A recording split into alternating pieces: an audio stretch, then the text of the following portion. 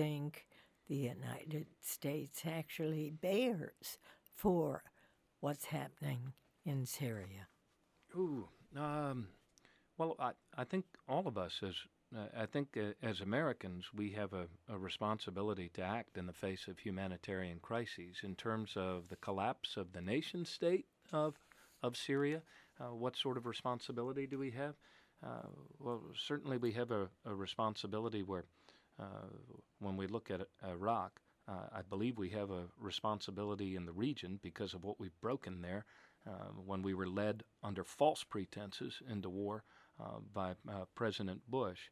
And so we have to stay engaged, but I believe we have to search for ways to be more collaborative in our engagement and with other nations of that region. And one of those ways is on the humanitarian front in alleviating this refugee crisis. What about on the military front? Yeah, well, in terms of ISIS or in terms of Syria? Both. Both. I believe that in terms of ISIS, we need to contain, we need to degrade, we need to interrupt the propaganda of ISIS. We can't do that if we're sitting back on our haunches and saying we're not going to play a leadership role when it comes to alleviating the Syrian refugee crisis.